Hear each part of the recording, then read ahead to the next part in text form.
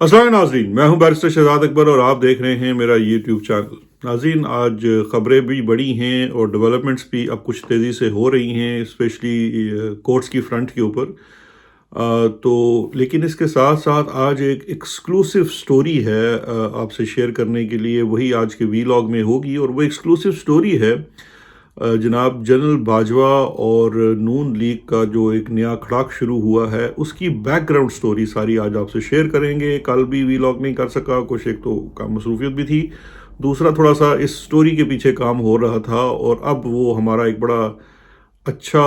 मुखबर है, वो बड़ी अच्छी खबरें उसने निकाली हैं, तो वो आज आपसे एक्सक्लूसिवली पूरी स्टोरी शो शेयर करेंगे कि जनरल फैज़ के भाई को क्यों गिरफ़्तार किया गया, इसके पीछे क्या बैकग्राउंड स्टोरी थी, और जनरल फैज़ जनरल बाजवा हैं, मुबैना तौर पर जो ख्वाजा आसिफ साहब कहते हैं कि उन्होंने फ़ोन करके धमकी दी। हमारे पास इत्तला ये है कि महज धमकी नहीं दी, गालियाँ गलौच भी की है। तो वो खैर सारी खबर और उसके पीछे जो सियाको सबाक है और ये क्या कर रहे हैं और क्या हो रहा है, उसकी वजूहात क्या हैं, वो सारी आपसे शेयर करते हैं। लेकिन उससे पहले आज की एक बड़ी स्टोरी, वो इसलिए वैसे तो आज तकरीबन इमरान खान साहब के और बुशरा बेगम के कुछ 10 के करीब केसेस अदालतों में लगे हुए हैं। दो और केस थे जो अदालतों के ऊपर हमले के ऊपर बनाए गए थे, मई में, 9 मई नहीं, उसके बाद की एक डेट के हैं। वो भी आज बर्खास्त कर दिए गए हैं, उसमें उनको बरी कर दिया गया है, मुकदमे खारिज कर दिए गए हैं क्योंकि उनमें कोई शवाहिद नहीं थे। लेकिन उससे ज़्यादा इंपॉर्टेंट चीज़ जो आज की डेवलपमेंट हुई है, और आज बाय द वे साइफ़र के केस की तीसरा दिन भी है, तो साइफ़र के केस के ऊपर हम अलग से एक तफसील से वीलॉग करेंगे जब उसके फैसला आता है,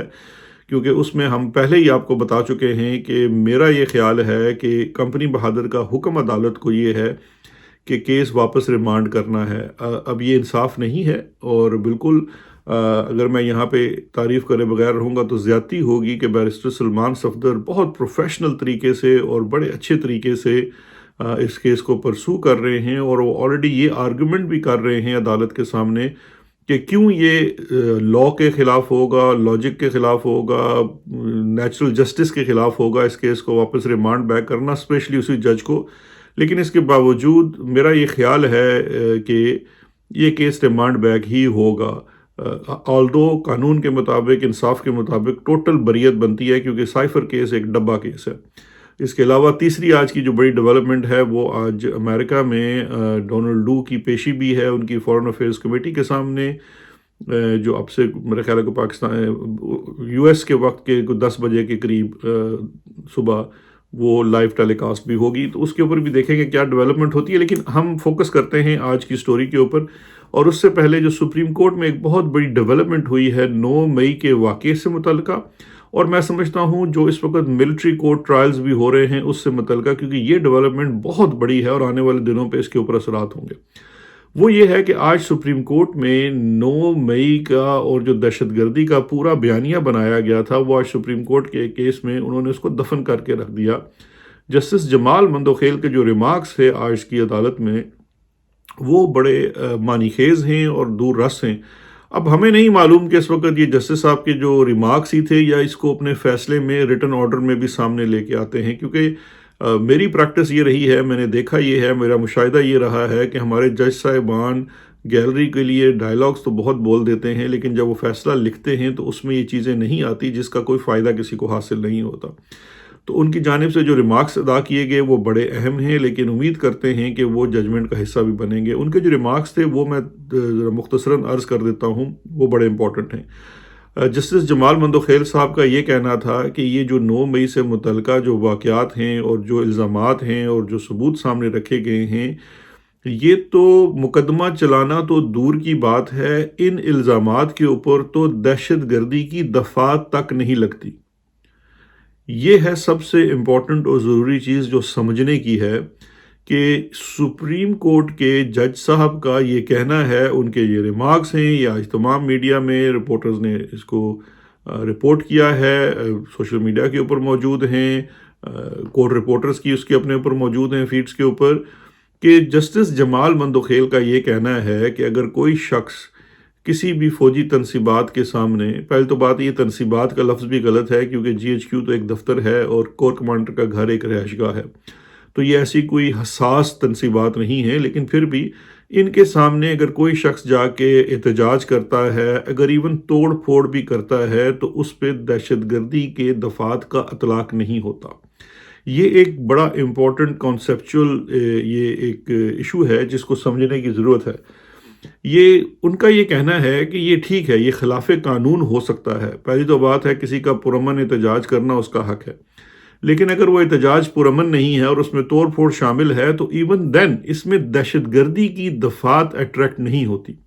اور یہاں پہ جسٹس صاحب نے بقول ان رپورٹرز کے اور جو رپورٹ ہوا ہے وہ مثال بھی دی ہے کہ دہشت گردی جو ہوتی ہے، مثال کے طور پر یہ ابھی جو 2 دن پہلے میر علی میں ہوا وہ دہشت گردی ہے، جو ثانیہ جو ہوا تھا پشاور میں آرمی پبلک سکول کا وہ دہشت گردی ہے۔ لیکن یہ جو آپ پورے کیسز اٹھا کے لے آئے ہیں یہ دہشت گردی کے ضمن میں نہیں آتا۔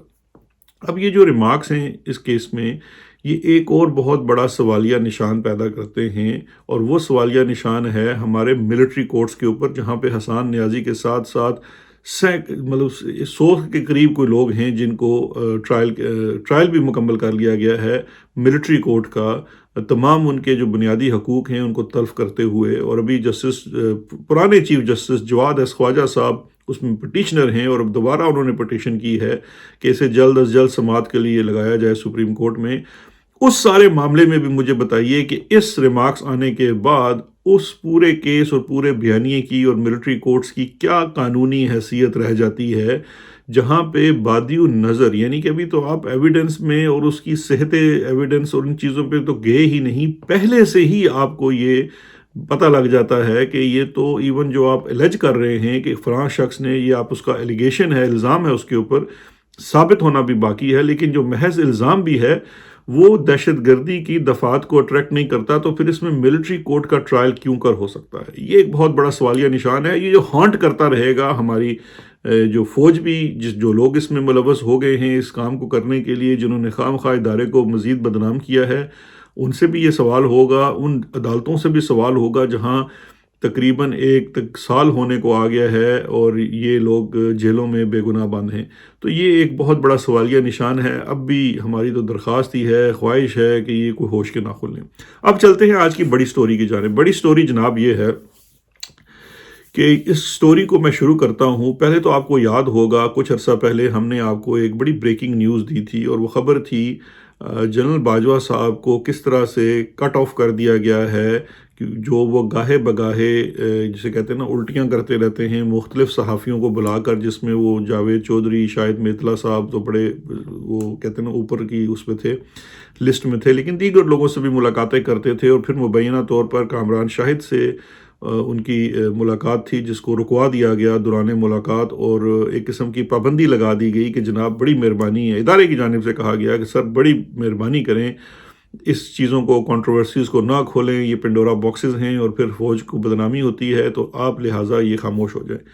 تو وہ ان کو ایک قسم سے کٹ آف کر کے رکھا گیا تھا۔ تو وہی یہ جو خبر ہمارے پاس لایا تھا خبری، اسی خبری کی توسط سے کچھ مزید بڑی انٹرسٹنگ چیزیں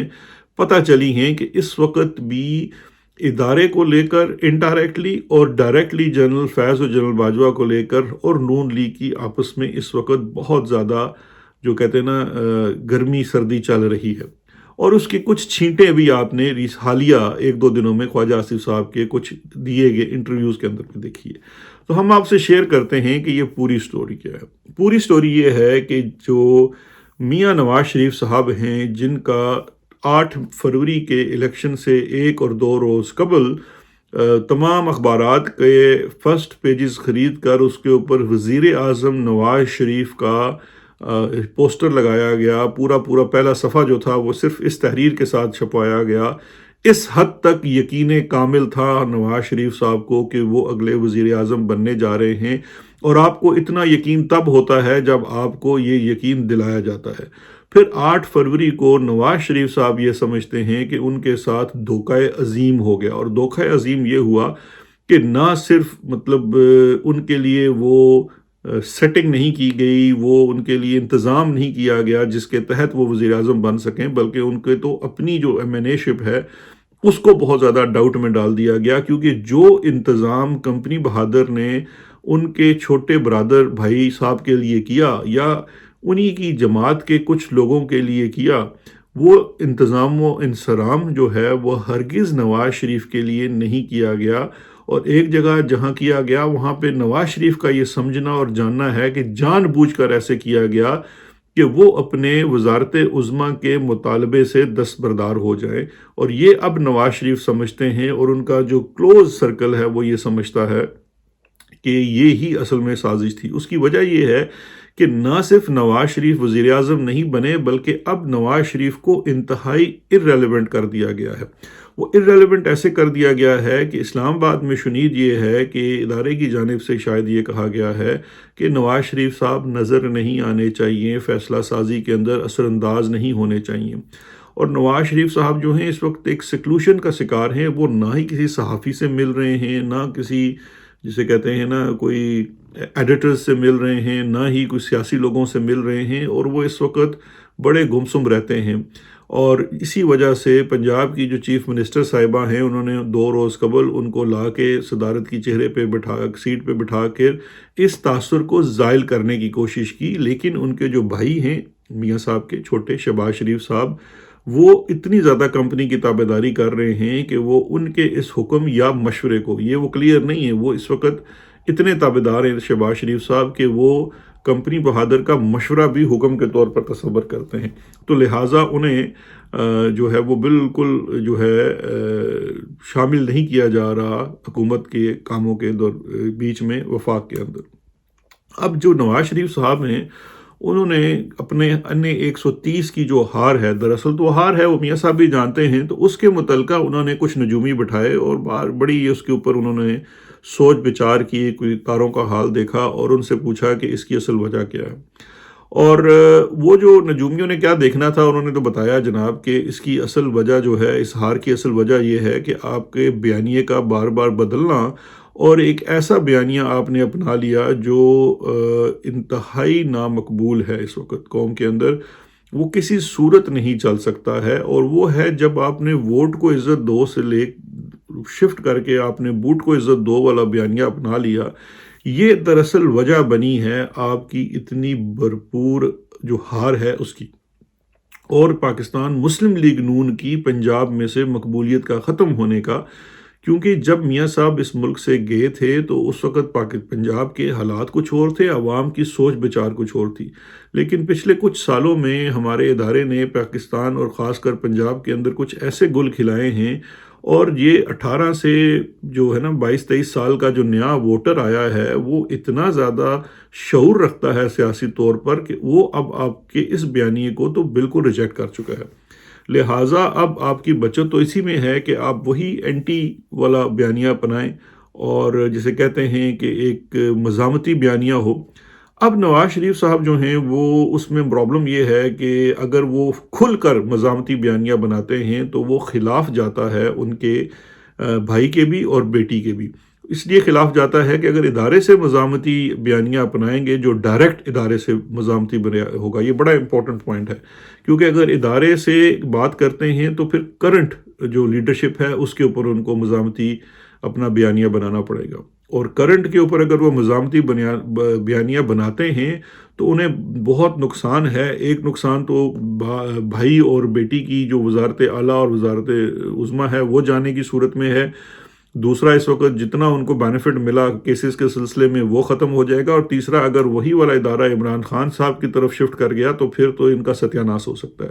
تو لہٰذا وہ افورڈ نہیں کر سکتے کہ حالیہ قیادت کے خلاف اپنا بیانیہ بنائیں۔ تو اس لیے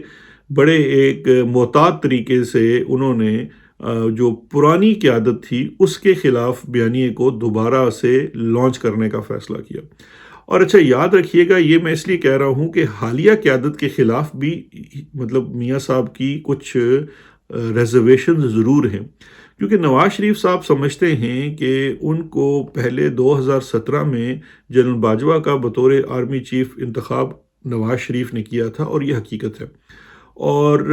اس کے بعد جنرل باجوہ نے احسان فراموشی کی اور ان کو چلتا کیا، پاناما لیکس والا معاملے میں اس کو وجہ بنا کر نواز شریف کو اقتدار سے اتارا، اور پھر ان کی سزا جو کچھ بھی ہوا وہ سارا کیا۔ اس کے لیے نواز شریف کو بالکل پتہ ہے کہ جنرل باجوہ وہ اس کے پیچھے۔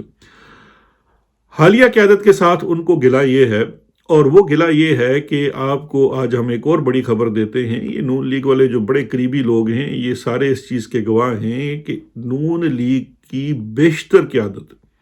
نون لیگ کی بیشتر قیادت، اس میں سے کچھ لوگ تو یہاں سے باقاعدہ جسے کہتے ہیں نا اڑان بھر کر لنڈن گئے تھے جنرل باجوہ کو ایکسٹینشن دلوانے کے لیے نواز شریف کے پاس، اور نواز شریف نے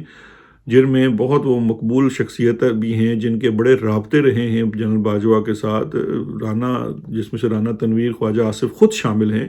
اور رانا تنویر کو تو نواز شریف صاحب نے بعد میں یہ کہتے ہیں نا جگتیں بھی لگائی ہیں کہ آپ تو آخری دم تک جنرل باجوہ کے سفارشی تھے۔ تو ان لوگوں کی سفارش کے برعکس نواز شریف نے فیصلہ کیا کہ وہ جنرل عاصم منیر کو آرمی چیف بنائیں گے۔ اب نواز شریف یہ سمجھتے ہیں کہ یہ جو فیصلہ تھا یہ انڈیپینڈنٹلی نواز شریف کا فیصلہ تھا، کیونکہ ان کو مشورہ دینے والے میں میجورٹی لوگ ایسے تھے جو سفارشی تھے جنرل باجوہ کے، تو لہٰذا یہ جو فیصلہ تھا یہ انہوں نے لیا، لیکن وہ یہ سمجھتے ہیں کہ اب اس کا جو بینیفٹ ہے وہ میرا بھائی تو اٹھا رہا ہے، باقی چیزوں کو بھی ہو گیا لیکن مجھے نہیں دیا گیا، اور وہ اپنے ساتھ اس کو سمجھتے ہیں کہ یہ غلط ہوا۔ تو لہٰذا لیکن ساتھ میں نے بتایا کہ وہ افورڈ نہیں کر سکتے حالیہ قیادت کے خلاف کھل کر جانے کے، تو اس لیے انہوں نے سابقہ قیادت کا انتخاب کیا۔ اس کے لیے 3 جو قدم اٹھائے گئے، اور یہ بالکل آپ یہ فیکچول چیزیں ہیں، یہ ساری آپ کو آپ کے سامنے کی چیزیں، آپ جب تھوڑا سا اس کے اوپر سوچیں گے تو یہ چیز آپ پہ واضح ہو جائے گی کہ جو کہانی ہم آپ کو سنا رہے ہیں یہ بالکل حقائق کے اوپر مبنی ہے۔ اچھا، اس میں پہلا تو یہ جناب کیا گیا کہ کچھ دن پہلے انہوں نے خواجہ آصف صاحب سے ایک انٹرویو بھی کچھ باتیں کہلوائی، جس میں خواجہ آصف صاحب نے یہ کہا کہ پارلیمان جو ہے وہ جنرل فیض اور جنرل باجوہ کو طلب کر سکتی ہے، اور خاص کر جنرل باجوہ کو، کیونکہ اس میں جنرل فیض کی جس وقت کی وہ بات کر رہے ہیں اس وقت جنرل فیض جو تھے وہ ISI کے چیف نہیں تھے، لیکن ان کا یہ کہنا تھا کہ ان کو طلب کیا جا سکتا ہے۔ دیکھیے کہ انہوں نے پارلیمان کو آ کر بریفنگ دی تھی، اور اب جو اس وقت جو یہ اسپیشلی جو بھی TTP کے اٹیکس ہوئے تھے یہ اس تناظر میں انہوں نے بات کی تھی، تو اس کے اوپر انہوں نے کہا کہ ان کو پارلیمان میں طلب کیا جانا چاہیے اور ان سے پوچھا جانا چاہیے کہ انہوں نے جو پارلیمان کو بریفنگ دی تھی یا جو کچھ بھی ہوا تھا اس کے برعکس یہ کیسے ہوا۔ اب یہاں پہ خواجہ صاحب فیکچولی تھوڑی سی ایک بات غلط کر گئے، کیونکہ ہمارے پاس یہ کیا کہتے ہیں 2022 میں ہی کی ایک بریفنگ کا حال ہے، جو رانا ثناء اللہ کا ٹویٹ بھی موجود ہے کہ جی بریفنگ دی گئی آرم فورسز کی چیف کی جانب سے، جس میں بتایا گیا کہ ان کو اپروو کیا پارلیمان کی کمیٹی نے کہ وہ TTP سے مذاکرات کریں گے وغیرہ وغیرہ، اور پھر یہ سب کچھ پارلیمان کی سربراہی میں ہوگا۔ تو خیر یہ چیزیں اپنی جگہ موجود ہیں فیکچولی، لیکن چونکہ اس وقت مقصد یہ نہیں تھا، مقصد یہ تھا کہ انہوں نے وہی سے دوبارہ سے بیانیہ اٹھانا تھا کہ فیض اور باجوہ، فیض اور باجوہ، تو اس لیے ایک تو اس میں انہوں نے جناب وہ چیز مارکیٹ میں پھینکی کہ جس سے ہم دوبارہ سے اس چیز کی طرف چلیں کہ ہم نے ان کا احتساب کرنا ہے، وہ دیکھنا ہے۔ دوسری جو چیز کی گئی وہ کی گئی جنرل فیض حمید کے بھائی جو ہیں نجف حمید، انہیں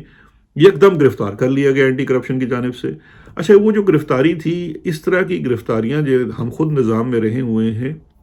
یہ ٹاپ باسز کی اپروول کے بغیر نہیں ہو سکتی۔ اگر یہ پنجاب کی اینٹی کرپشن، دیکھیے کورٹ نے ان کی ضمانت جو تھی پری اریسٹ بیل جو ہے وہ خارج کی، اور وہ جب خارج کی تو اس کے بعد اینٹی کرپشن نے اس جو ہے خارج ہونے کے بعد ریمانڈ بھی نہیں مانگا، اور وہ جوڈیشل ہو کے چلا گیا، جس کا مطلب تھا کہ وہ بیل لے لیں گے، لیکن یہ ایک پیغام دینا تھا، ایک ماحول بنانا تھا، اس لیے یہ کام کیا گیا۔ اور پھر تیسری جو چیز ہوئی وہ اسلام آباد ہائی کورٹ میں ایک کسی عام شہری سے ایک درخواست دلوا کر وہ ایک کیس پڑا ہوا تھا کافی مہینوں سے، جس میں کہ تھا جی کہ جنرل باجوہ جو ہیں وہ اپنے حلف کی کہتے ہیں کر رہے ہیں، حلف کے خلاف جا رہے ہیں مختلف جو صحافیوں کو انٹرویوز دے کر، کیونکہ ان کو پابندی ہے کہ وہ 2 سال تک بات نہیں کر سکتے، تو وہ تاریخ 25 تاریخ کے لیے وہ کیس جو ہے وہ 25 مارچ کے لیے بھی لگوا دیا گیا۔ اب یہ جو چیز ہے لگوا دیا گیا، یہ اس وقت کا جو سیٹ اپ ہے اس کی مرضی کے بغیر نہیں ہو سکتا، تو لہٰذا یہ تیسری چیز کی گئی۔ اب جب یہ چیزیں ڈیولپ ہونا شروع ہوئی تو ہمارا جو مخبر ہے اس کے مطابق جنرل باجوہ نے خود فون کیا ہے خواجہ آصف کو، اور خواجہ آصف اب یہ 2 دن پہلے شاید یا 1 دن پہلے کسی ایک انٹرویو میں وہ کنفرم بھی کر چکے ہیں کہ جی ان کو فون آیا. آئی تھنک یہ فہد حسین کا جو انٹرویو تھا. اچھا مزے کی بات یہ ہے کہ چینل کا بھی انتخاب وہ کیا گیا جو نون لیگ کا اپنا ذاتی چینل ہے. فہد حسین بھی نون لیگ کے ہیں اور اس کے ساتھ ساتھ جو چینل کے مالک ہیں یہ کھوکر برادران ہیں. سیف الملک کھوکر جو لاہور والے جو مریم نواز کے بہت قریبی ہیں ان کا چینل ہے. تو اس چینل کے اوپر انہوں نے یہ باقاعدہ طور پہ یہ پلانٹڈ انٹرویوز ہوتے ہیں, پلانٹڈ کوشچنز ہوتے ہیں اور آپ نے ایک نیریٹو تھرو کرنا ہوتا ہے مارکیٹ میں. یہ اس کی وہ ہے, اس کو تناظر میں. تو اس انٹرویو میں انہوں نے کہا جی کہ مجھے فون کر کے دھمکیاں دی گئی,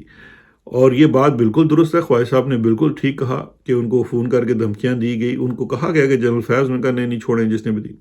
یہ جنرل فیض جنرل باجوہ نے دی. جنرل باجوہ نے, اب ہماری جو خبر ہے اس کے مطابق صرف دھمکیاں نہیں دی. جنرل باجوہ صاحب نے بڑی شدید, وہ جنرل باجوہ کا میں نے دیکھا ہوا ہے غصہ, وہ تو پنجابی گجراں والا, مطلب کہتے ہیں نا گکھڑ منڈی والا, تو وہ اس نے جنرل باجوہ نے ان کو چنگی پلی گالیاں نکالی ہیں, اور گالیاں نکالی ہیں اور بڑا غصے کا اظہار کیا. اور انہوں نے کہا جی میں تہاڈی ایسی ویسی کر دیاں گا, تو میں یہ کر دیاں گا, تو میرے کول تسی یہ کیتا وہ کیتا. کیونکہ جنرل باجوہ کو دیکھیں نا, جنرل باجوہ تو محسن ہے. محسن اس لیے ہے کہ انہوں نے 3 سال ان کے اوپر نہ کوئی مقدمہ چلنے دیا گیا, نہ ان کے اوپر کوئی وہ چیز ہوئی. اگر جیلوں میں جاتے تھے تو وہاں پہ بھی ان کو بڑے پروٹوکول کے ساتھ رکھا جاتا تھا وغیرہ وغیرہ. وہ بہت کچھ کیا, اور جنرل باجوہ اور فیض کے پاس بہت چیزیں ہیں ان کے خلاف دکھانے کے لیے کہ کس طرح سے سب کچھ ملی. اس میں وہ خود تو خیر ننگے ہوں گے کیونکہ ملی بھگت تھی. تو وہ انہوں نے ان کو بڑی سخت قسم کی دھمکی لگائی, تڑی لگائی, اور ساتھ کہا جی کہ میں یہ کر دوں گا وہ کر دوں گا. ویسے میری جو آگے سے اطلاع دینے والا ہے اس نے یہ بھی کہا ہے کہ کیتی خواجہ صاحب نے بھی کٹ نہیں ہے, کیونکہ وہ بھی سیالکوٹی کافی وہ ہے. بہرحال کافی گرمی سردی ہوئی ہے. اچھا اب اس کے بعد بڑی انٹرسٹنگ ڈیولپمنٹ ہوئی ہے, اور وہ بڑی انٹرسٹنگ ڈیولپمنٹ یہ ہے کہ اب جو خواجہ صاحب ہیں, کیونکہ ان کو, اچھا مزے کی بات یہ بھی سن لیں کہ خواجہ صاحب کو اتنے ایڈا کوئی نہیں کہ خواجہ صاحب لڑ پائیں گے, یہ وہ بالکل نہیں لڑیں گے. خواجہ صاحب صرف تب لڑیں گے جب ان کا اپنا جو لیڈر ہے, جس کو وہ لیڈر مانتے ہیں, اور وہ نواز شریف, وہ ان کو کہے گا تو وہ لڑیں گے. اور اس وقت جو وہ دکھا رہے ہیں اپنی اڑپس, وہ اس لیے دکھا رہے ہیں کہ ان کے لیڈر کا ان کو حکم ہے. یہ ہماری رپورٹ ہے. دوسری جانب اب اس پوری لڑائی میں اگر یہ رائتا پھیلتا ہے تو کس کو سب سے زیادہ نقصان ہوتا ہے؟ وہ شہباز شریف ہے. اب شہباز شریف جو ہے وہ ہماری اطلاع کے مطابق پچھلے 48 گھنٹوں سے وہ خواجہ آصف کی بھی منتیں کر رہا ہے, باقاعدہ منتیں کر رہا ہے, اور وہ اس کے ساتھ ساتھ ادھر باجوہ صاحب کی اور جنرل فیض کی بھی منتیں کر رہا ہے کہ جی تسی بس ایسی کر لیا. وہ آج بیل بھی ہو گئی ہے سارا کچھ نا, تو ہی از ناؤ ٹرائنگ ٹو, یہ کہتے ہیں فائر فائٹ, وہ فائر فائٹنگ میں لگے ہوئے ہیں شہباز شریف صاحب, اور وہ چاہ رہے ہیں کہ یہ معاملہ کسی طریقے سے پھر سے ذرا سے ٹھنڈا ہو جائے. لیکن میں ان کو یہ خبر دیتا ہوں, اچھا یہ بھی بتا دیتا ہوں کہ یہ معاملہ اب ٹھنڈا نہیں ہوگا, کیونکہ میاں صاحب کو جس نجومی نے کہہ دیا نا کہ بھائی تسی اگر یہ اپنے والا بیانیہ زندہ نہیں رکھو گے, اپنے آپ کو اپنے بھائی سے الگ نہیں رکھو گے, ایک مزاحمتی چیز نہیں رکھو گے, تو تمہاری سیاست میں کوئی آگے وہ نہیں ہے. آپ آنے والے دنوں میں دیکھیں گے. خیر ہو سکتا ہے اس میں شہباز شریف ابھی فائر فائٹنگ کر کے تھوڑی سی اس کی سختی اور تلخی میں کمی لے آئے,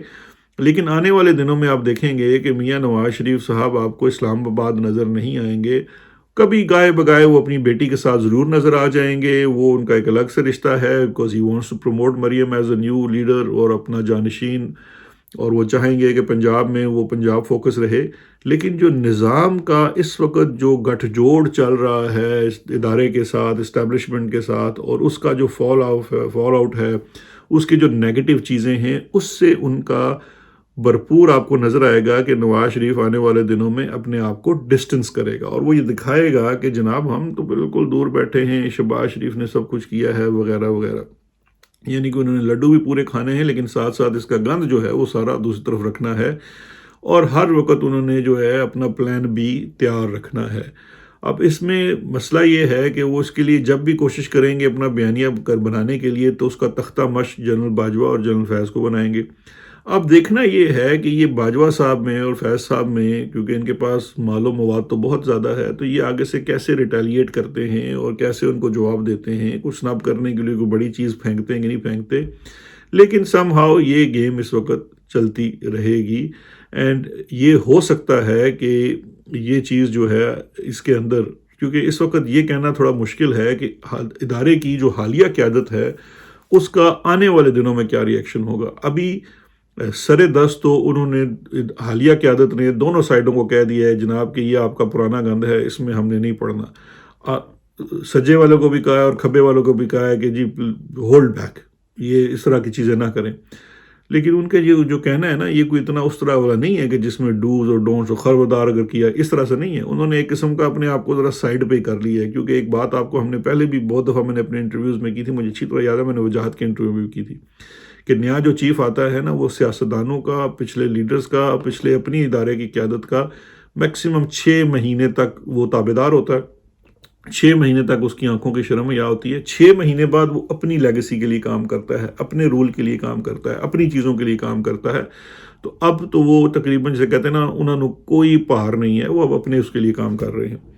تو خیر یہ جناب پکڑا تھا. تو جو خواجہ صاحب کی جو کل انہوں نے فہد حسین کو انٹرویو دیا جس میں انہوں نے کہا یہ جناب دھمکیاں دی گئی وغیرہ وغیرہ، اس کے پیچھے کی بیک گراؤنڈ سٹوری ٹوٹل یہ ہے. یہ بات مجھے لگتا یہ ہے کہ یہاں ختم نہیں ہوگی، یہ بات ابھی آگے چلے گی. کیونکہ ابھی میاں صاحب جو ہیں وہ براستہ دبئی اور ہو سکتا ہے قطر بھی جائیں، لیکن براستہ Dubai and Abu Dhabi and Medina, Mecca Medina, London واپس آ رہے. اور پھر اس کے بعد کچھ عرصہ وہ یہاں قیام کریں گے، شاید بیچ میں آتے جاتے رہیں. لیکن میرا نہیں خیال کہ میاں صاحب آپ کو کوئی ایکٹیو پاکستان میں نظر آئیں گے. باہر بیٹھ کر وہ بہتر اپنے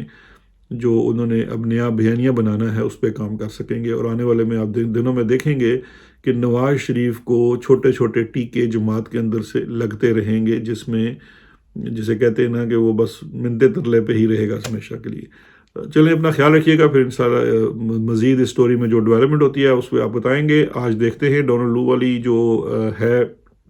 بریفنگ، اس میں کیا ہوتا ہے. یاد رکھیے گا، ذہن میں رکھیے گا کہ ڈونلڈ لو کی جو سٹیٹمنٹ ہے وہ اتنی میٹر نہیں کرتی، کیونکہ سٹیٹمنٹ تو گریٹن سٹیٹمنٹ ہوتی ہے. آج اس کو انہوں نے کوشچن کرنا ہے. اب وہ جو ہاؤس کمیٹی کے جو ممبرز ہیں وہ کیا کوشچنز کرتے ہیں اور اس کے اندر کیا چیزیں سامنے آتی ہیں، وہ انٹرسٹنگ ہوگا. تو مجھے تو کافی اس میں نظر آ رہا ہے کہ دیکھتے ہیں کیا اس میں سامنے آتا ہے. But let's see. خدا حافظ.